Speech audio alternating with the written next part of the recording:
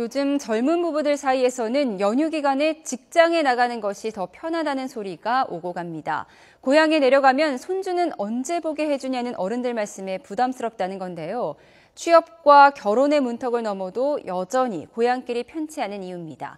YTN 추석 연속기획 이런 말 마음 아파요. 오늘은 명절 고향 가기 두려운 젊은 부부의 속사정을 들어보겠습니다. 차유정 기자입니다. 신혼 5개월 차 새댁 미소 씨는 결혼 후 첫 명절인 추석이 달갑지만은 않습니다. 아직 조급해하기에는 이르다지만 손주를 기다리는 시집 식구들의 눈초리가 슬슬 신경 쓰이기 때문입니다. 남편도 30대가 넘었고 저도 30대이다 보니까 시댁 어른분들이 좀 아이를 빨리 갖기를 원하시는 눈치예요. 근데 저도 아이는 참 귀엽고 좋은데 아직 우리나라에서 이제 맞벌이로서 아이를 갖는다는 게 쉬운 거는 아니잖아요. 그래서 좀 차차 준비를 하고 형편이 되면은 그때 갖고 싶은데. 이는 비단 미소 씨만의 걱정은 아닐 겁니다. 자녀를 낳지 않고 부부 단위로 생활하는 가구 비율은 지속적으로 늘고 있습니다. 지난 1995년 10%를 조금 넘던 비율이 이제는 전체 혈연 가구의 5분의 1을 넘었습니다. 이렇게 젊은 부부들이 출산을 미루다 보니 노산이 늘어나고 태어나는 아이 수도 줄어들 수밖에 없습니다.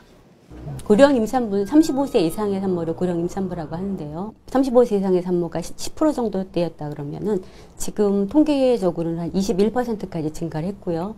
실제로 대학병원에 오는 산모의 한 반 이상이 고령 임산부인 거로. 출생아 수는 지난해 43만 5,400명으로 전년 대비 1,000명 정도 감소하며 지난 2012년 이래 계속 줄어들고 있습니다. 상황이 이렇게 된 데는 감당하기 버거운 양육비가 큰 부분을 차지합니다. 통계에서도 조사 대상 부부 가운데 70%가 넘는 부부들이 경제적 문제 때문에 출산을 미룬다고 답한 것으로 나타났습니다. 한 명당 자녀 양육비가 4억 원이 넘는다는데 여기에 사교육 비용 등 부대 비용까지 고려하면 암담할 수밖에 없습니다. 뚜렷한 대안이 나오지 않는 현실에서 출산과 양육이라는 부담은 결국 젊은 부부들이 고스란히 떠안아야 합니다. 여성 개인의 이기적인 선택의 문제이거나 또는 어떤 여성 개인의 어떤 경제적 선택이다. 이렇게 개인을 비난하는 문화로 가서는 안 될 것 같아요. 이게 구조적인 문제라는 것을 우리 국민 모두가 조금 이해할 필요가 있는 것 같습니다.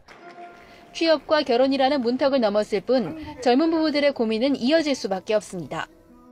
공부하고 일하고 가정을 꾸리는 일이 결코 쉽지 않은 우리 사회에서 좀 더 준비된 부모가 되고 싶은 부부의 마음도 헤아려 주는 게 어떨까요? YTN 차유정입니다.